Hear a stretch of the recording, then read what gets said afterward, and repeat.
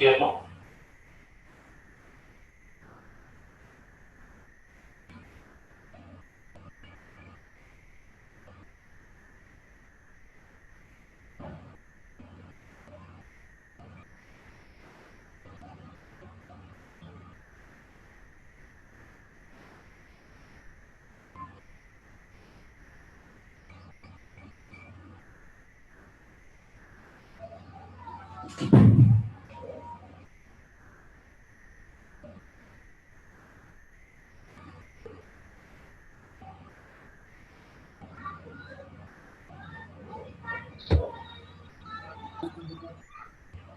Hmm.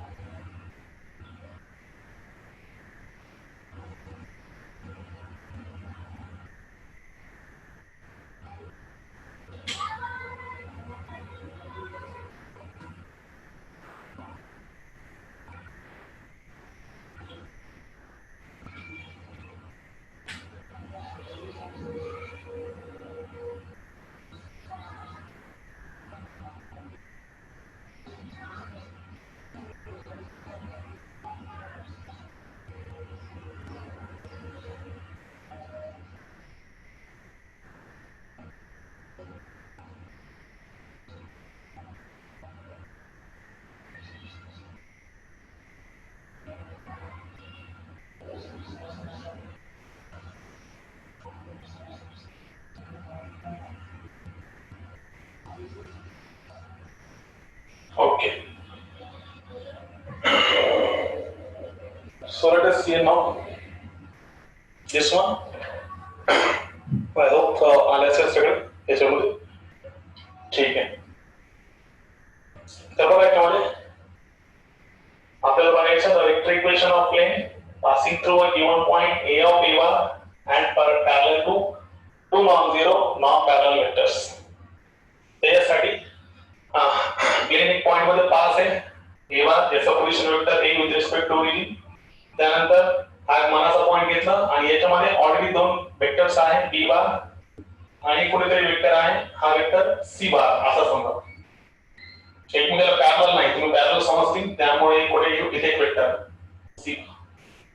Now this plane is parallel to vector B bar and C bar. त्याचा अर्थ आहे यांचा cross B bar cross C bar is perpendicular to the plane. समजलं?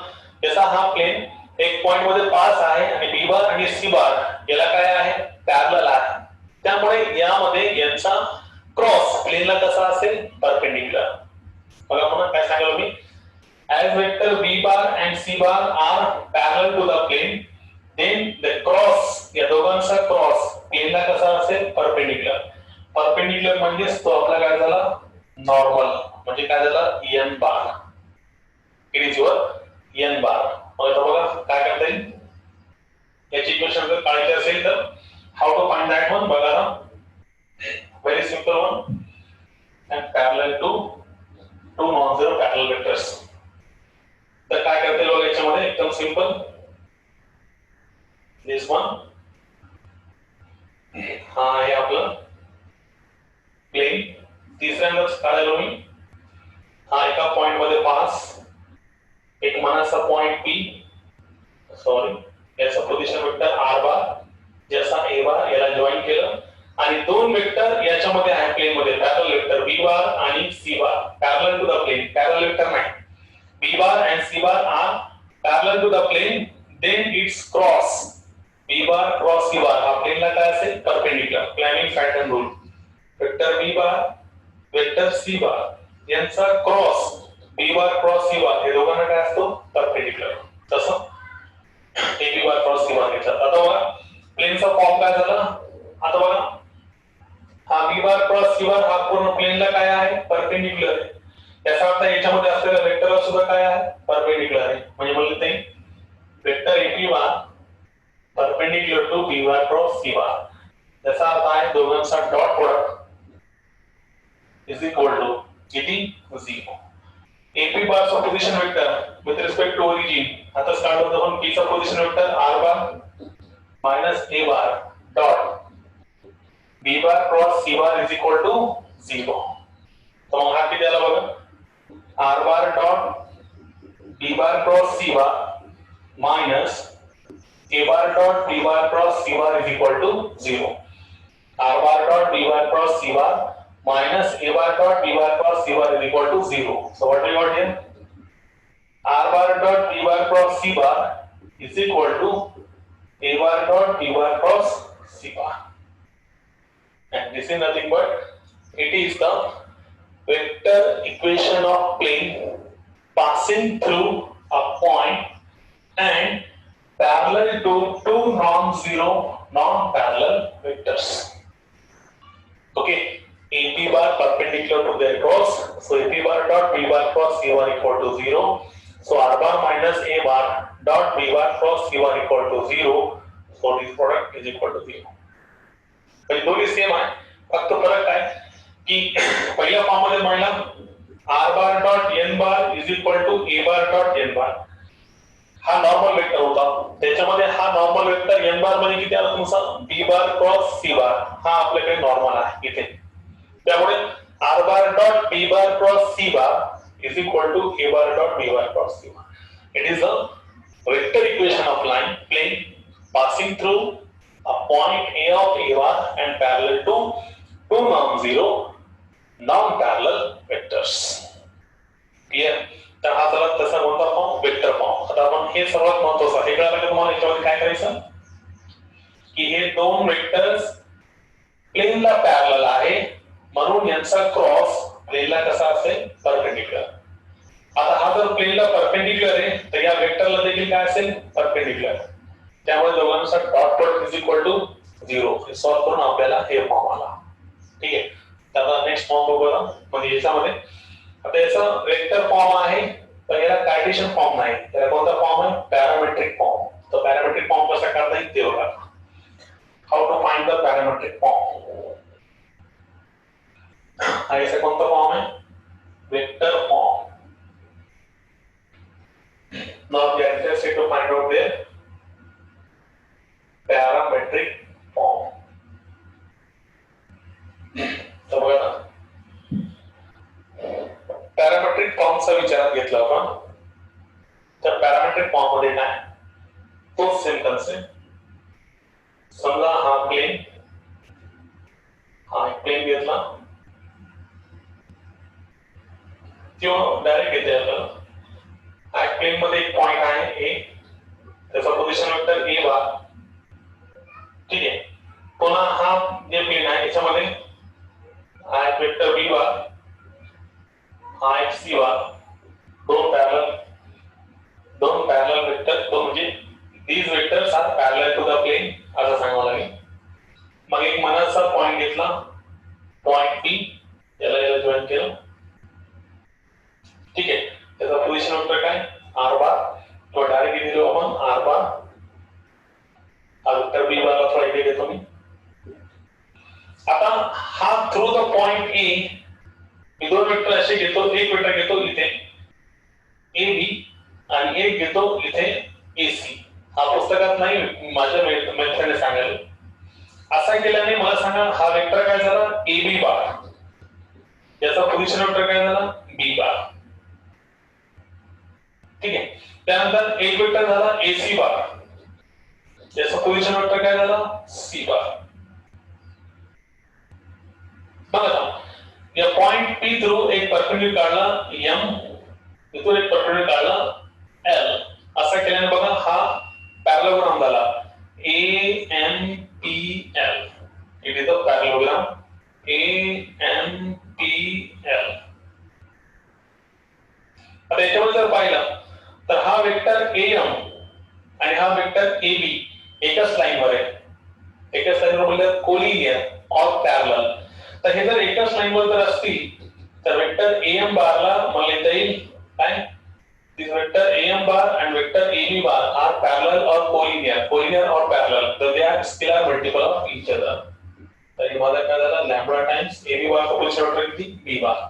पुन्हा हा vector al आणि हा वेक्टर ac एकच लाइन वर आहे, so they are parallel or collinear. So what we can say that here al bar is equal to इथे lambda घेतला ते चेंज करतो म्यू टाइम्स काय AC बार, म्हणजे मला काय म्हटलं AL bar is equal to mu times AC bar चा पोझिशन वेक्टर काय सांगितलं आपण C बार. आता हा क्वाड्रिलेटरल AMPL है, तर quadrilateral according to parallelogram of vector addition काय भेटणार सांगा, काय भेटणार सांगा, इथे पोहोचतो मी, याची गरज नाही, काय भेटणार सांगा. Vector AB bar diagonal is equal to sum of its adjacent side. The AM bar plus AL bar.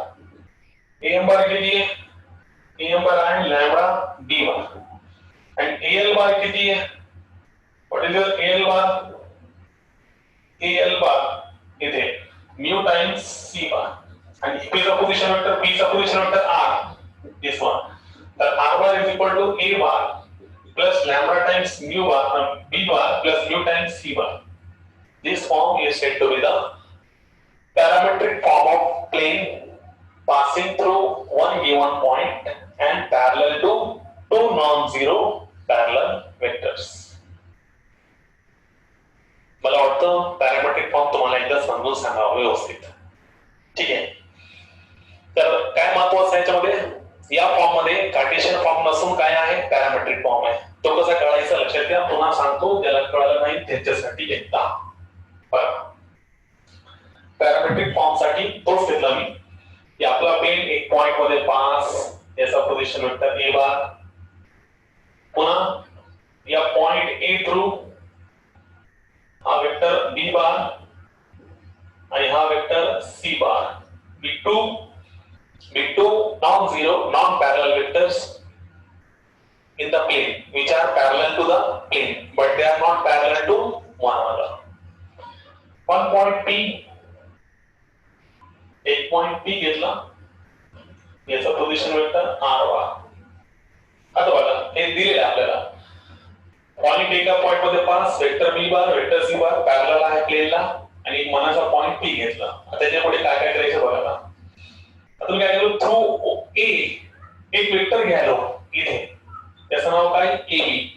तो वेक्टर असा घ्यायलो की याचा पोझिशन वेक्टर म्हणजे इथून इथपर्यंतचा पोझिशन वेक्टर काय B बार. लेट अस कन्सिडर इथून एक वेक्टर घ्यायलो AC, एक वेक्टर AC, याचा पोझिशन वेक्टर किती घेतला मी C बार. ठीक आहे, आता एक पण काय असं आता बघा, या पॉइंट P पासून एक घेतला PM आणि इथून घेतला मी PL. आता बघा हा M घेतल्यामुळे हा वेक्टर वर दोन झाले बघा, एक झाला AM वेक्टर AM आणि एक वेक्टर काय झाला AB, आणि दोन्ही काय एकच लाइन वर आहे. एकच लाइन वर म्हणजे त्या कोलिनियर और parallel. It means vector AM bar is a scalar multiple of vector AB bar, है ना. Two vectors are parallel or collinear, then they are scalar multiple of each other.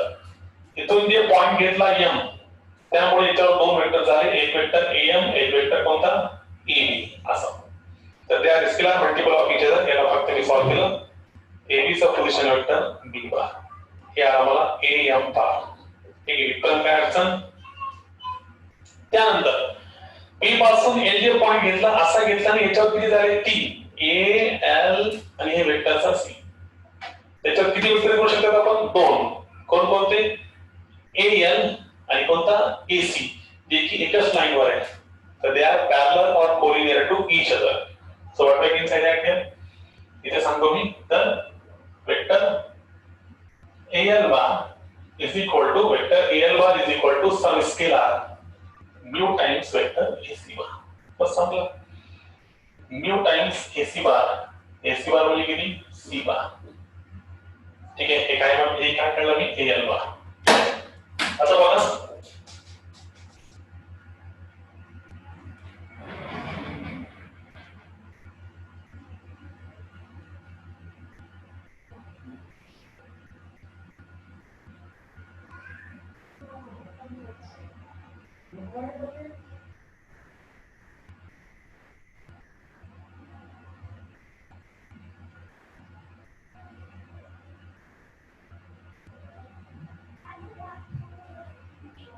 तर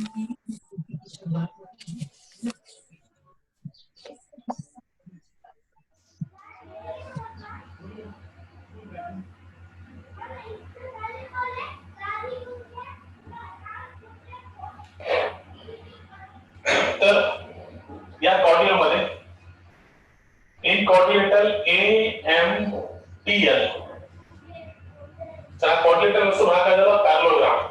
इन पॅरलोग्राम AMPL तर by parallelogram law of tradition काय झालं बघा vector AP bar diagonal is equal to sum of adjacent side AM bar plus AL bar.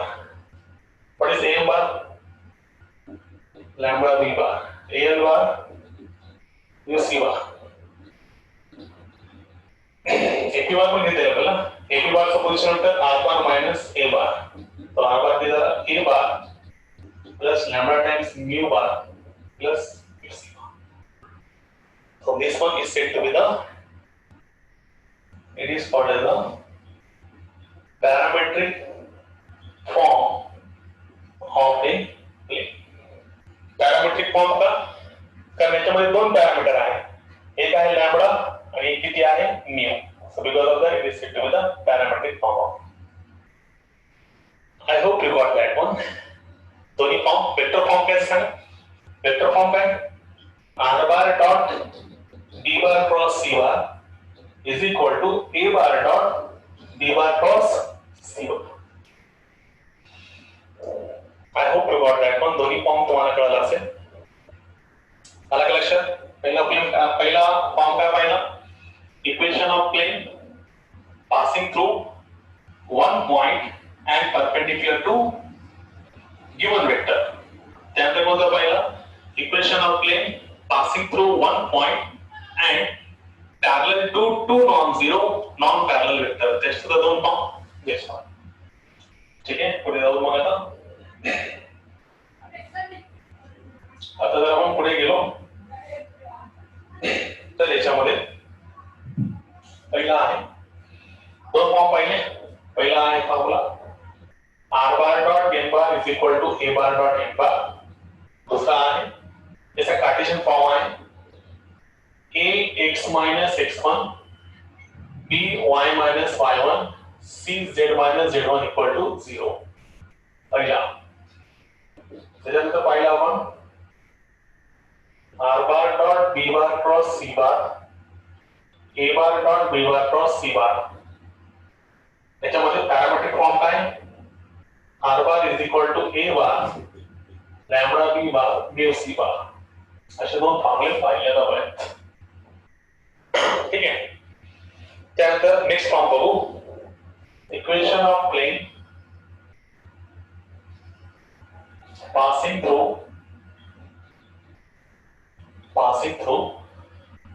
three non-collinear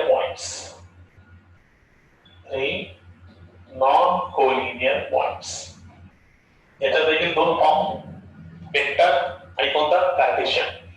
याच्यामध्ये फक्त हा set असा आहे की याच्यामध्ये दोन फॉर्म्स आहेत वेक्टर आणि याच्यामध्ये वेक्टर आणि पॅरामेट्रिक. बाकी सगळ्यांमध्ये वेक्टर आणि कोणता फॉर्म आहे कार्टेशियन फॉर्म. लक्षात घ्या. तर बघू आता पुस्तकामध्ये आपल्याकडे टेक्स्टबुक आहे अशी अपेक्षा आहे.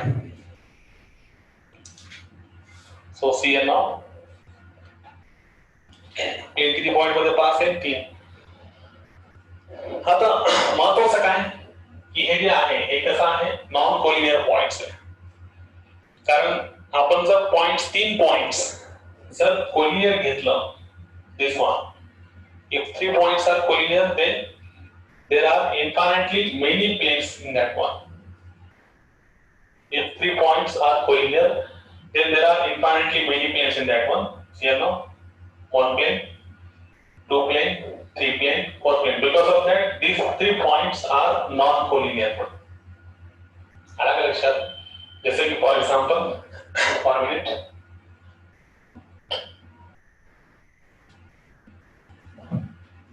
मोठे वस्तू घेतलं मी जैसे की फॉर एग्जांपल हा एक प्लेन आहे.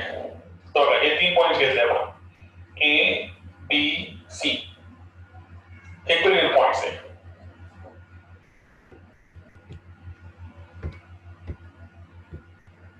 बघ हे 3 कोलिनियर पॉइंट्स आहे 1 2 3. आता याच्यावर जर पाहिलं 1 प्लेन 2 प्लेन 3 प्लेन 4 प्लेन असे किती इन्फायनाइटली मेनी प्लेन्स. जर पॉइंट्स आपण कोलिनियर घेतलं तर कसे भेटणार आपल्याला plain infinitely many planes. So because of that we have considered the point as a non-collinear points. If you taken points as a collinear, then we got infinitely many planes. This one, I plane, Punasa, Punasa, Punasa, like to be that one. So because of that,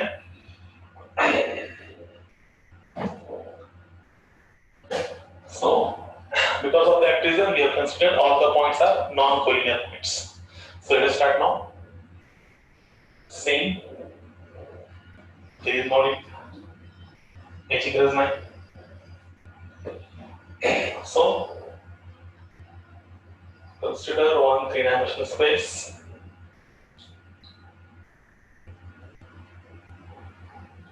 Consider one three-dimensional space. X-axis, Y-axis, Z-axis. In that one, there are 3 points. This plane passing through 3 non-planar points A, B, A, B, C, C. This one. याचा position vector A बार.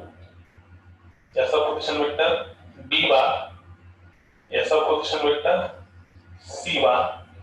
आणि एक point मनाचा नेहमी आपण एक मनाचा point घेतो ते पॉइंट म्हणजे कोणता पॉइंट P. याचा पोझिशन वेक्टर काय असेल R bar. A B C non collinear points आहे आणि एक मनाचा पॉइंट P घेतला. A पासून जॉइन करतो मी सगळ्यांना.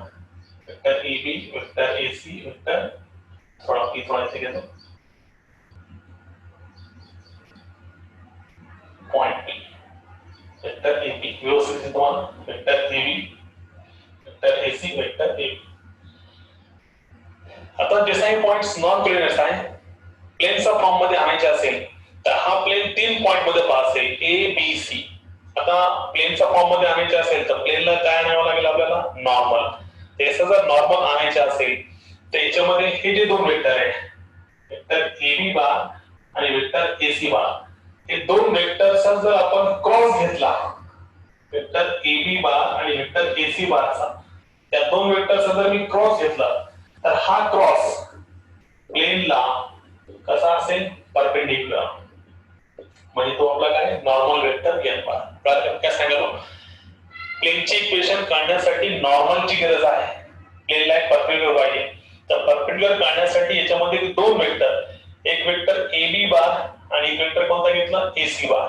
या दोघांचा क्रॉस जर घेतला तर हा क्रॉस हा दोन्ही याला काय असेल या दोन्हीला काय असेल परपेंडिक्युलर असेल वेक्टर AB बार आणि AC बारला. तर बघा आता काय करते फॉर्म काय भेटेल आपल्याला असं केल्याने तर याच्यामध्ये सिंपली याच्यामध्ये जे वेक्टर आहे तिसरा वेक्टर ते AP बार याला सुद्धा यांचा क्रॉस काय असेल परपेंडिक्युलर. पुन्हा तोच condition AP bar perpendicular to AB bar cross AC bar याला काय परपेंडिक्युलर म्हणून यांचा dot product is equal to किती 0. आता तुम्ही म्हणता असेल सर AP आणि AC का घेतलं नाही याच्यावर नाही घेतलं कारण P मध्ये जे आहे प्लेनची इक्वेशन साठी R ची गरज असतो त्यामुळे AP ला इथेच ठेवलं फक्त वेक्टर AB बार आणि AC बारचा क्रॉस घेतला त्याच्याने आपल्याला काय भेटला तो परपेंडिक्युलर भेटला. आता बघा AB बार सगळ्यांना माहिती आहे पोझिशन वेक्टर P चा R A चा A स्मॉल इक्वल टू 0. मग काय असेल बघा R bar dot AB bar cross AC बार डायरेक्ट लिहू का हा मायनस तिकडे जाऊन plus A bar dot AB bar cross AC बार. तर फॉर्म काय भेटला आपल्याला R bar dot AB bar cross AC bar is equal to A bar dot AB bar cross AC bar, and this is nothing but it is the It is the vector equation of plane passing through three non-collinear points. कळलं का? Simple. 3 points non collinear points ABC घेतलं, एक मनाचा point घेतला P, A पासून तिघांना join केलं. AB घेता येत नाही कारण तो R मध्ये असतो प्लेनच्या फॉर्म मध्ये, आणण्यासाठी AB ला ऍज ठेवलं. हा वेक्टर AB बार आणि AC बारचा क्रॉस घेतला तर तो प्लेनला काय असेल? परपेंडिक्युलर, म्हणजे काय? नॉर्मल. तर प्लेन काय झालं?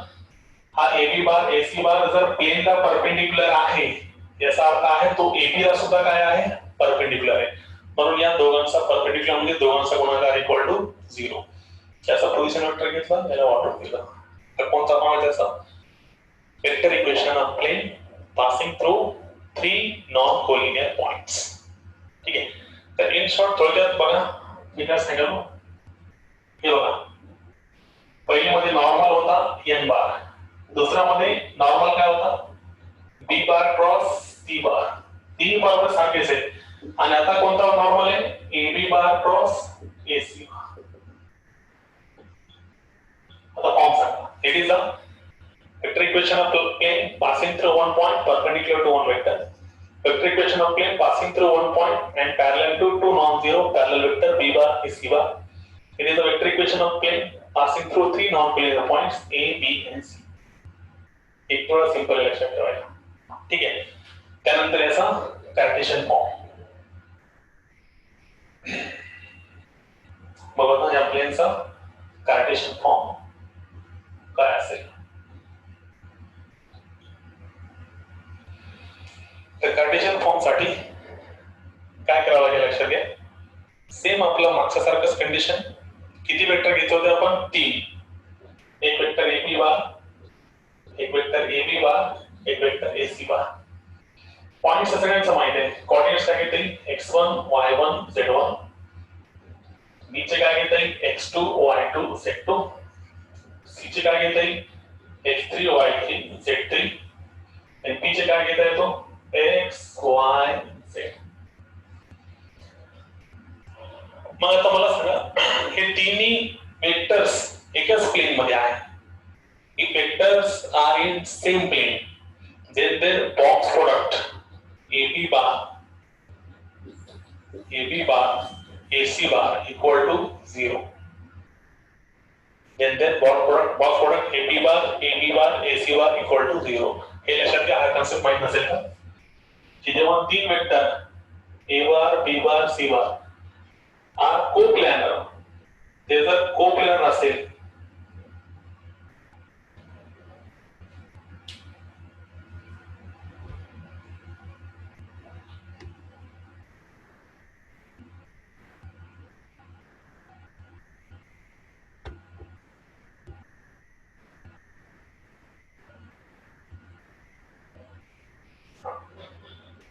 तर हे पॉइंट्स ABC जर कोप्लॅनर असेल तर यांचा box product A bar B bar C बार किती असतो? 0. बॉक्स प्रोडक्ट म्हणजे वेक्टर A बार चे यांचा डिटरमिनंट इज इक्वल टू 0 असतो. म्हणजे A चे वेक्टर जे काय असेल, B वेक्टर जे काय असेल, C वेक्टर जे काय असेल, हा कोप्लॅनरची डेफिनेशन आहे. तीन वेक्टर कोप्लॅनर असताना त्यांचा बॉक्स प्रोडक्ट आहे 0 म्हणजे this one.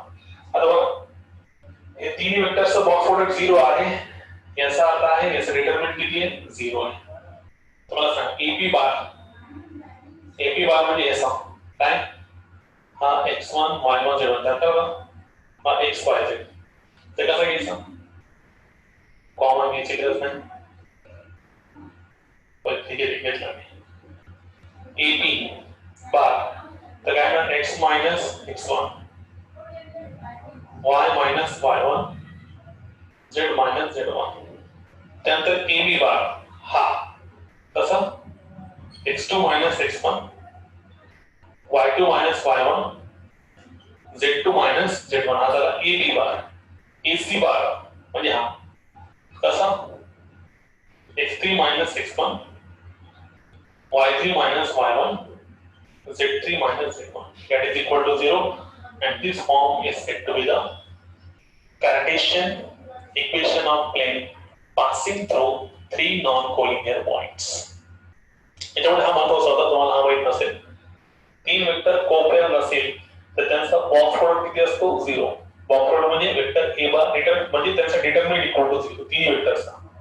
तर तिन्ही वेक्टर मध्ये वेक्टर ए बारच्या जागी ए बार, वेक्टर बी बारच्या जागी vector B bar, vector C बारच्या जागी vector C bar that is equal to किती 0. मग तसं आपण जर पाहिलं तर एकच प्लेन मध्ये A B bar A C बार कोपऱ्यात जर असतील यांचा box product is equal to 0. याला सॉल्व्ह केलं की got that. A B bar कसा काढला x minus x1 हे बघा position vector of p minus a p मधून a चे position vector minus x minus x1 y minus y1 z minus z1 ab म्हणल्यावर x2 minus x1 y2 minus y1 z2 minus z1 ac म्हणल्यावर x3 minus x1 y3 minus y1 z3 minus z1 तिचा determinant is equal to 0. कळलं का? एकदम simple. तीन form सांगितलं. आता तर कसं आहे लक्षात ठेवण्यासाठी फॉर्म काय आला very simple one. Determine equal to 0 काय formula x minus x1 y minus y1 z minus z1. याच्यामध्ये सगळ्यामध्ये x1 y1 z1 सेम आहे. x2 minus x1 y2 minus y1 z2 minus z1 x3 minus x1 y3 minus y1 z3 minus z1 is equal to तीन form आहे. तीन form आपण एकदा लिहू त्यानंतर पुढचा वेक्टर जाऊ. ठीक आहे कारण असा होऊ नये पुढचा पार्ट मागचा सपाट असा होऊ नये. फक्त फॉर्म मध्ये तुम्ही वेक्टर फॉर्म सांगा पहिल्याचा plane passing through one point हा एक कार्टेशियन फॉर्म सांगा cartesian plus B C into Z minus z1 equal to 0. त्यानंतर दुसरा वेक्टर फॉर्म काय फरक आहे R bar dot B bar cross C bar A bar dot B bar cross C bar. याच्यामध्ये कोणता फॉर्म आहे हे महत्वाचा parametric form A bar plus lambda B bar mu times C bar. त्यानंतर plane 3 point मध्ये pass असताना same आहे बघा हा आणि हा AB bar, AC bar, AB bar cross AC bar. त्यानंतर त्याचा कार्टेशियन फॉर्म सांगा. Cartesian form x minus x1 y minus y1 z minus z1 x2 minus x1 y2 minus y1 z2 minus z1 x3 minus x1 y3 minus y1 z3 minus z1 equal to 0. So these are all about the forms. सगळेच form जर आपण एकच पाहिलं तर एखाद्या वेळेस तुम्हाला confuse होऊ शकतो. आता एकच फॉर्म पाहिला नॉर्मल फॉर्म पण त्यानंतर आपल्याला 6.3 सॉल्व्ह करता येईल. एक्सरसाइज 6.3 एक फॉर्म झाल्यानंतर आपण करू. तर हे आपण उद्या कंटिन्यू करू. एक्सरसाइज 6.3 साठी एक फॉर्म राहिला नॉर्मल फॉर्म. पहिले ते नॉर्मल फॉर्म घेऊ आणि नंतर पूर्ण एक्सरसाइज 6.3 ला सॉल्व्ह करू. ठीक आहे आजसाठी एवढंच. पुढच्या लेक्चरला आपण भेटू उद्या. ठीक आहे चालतं.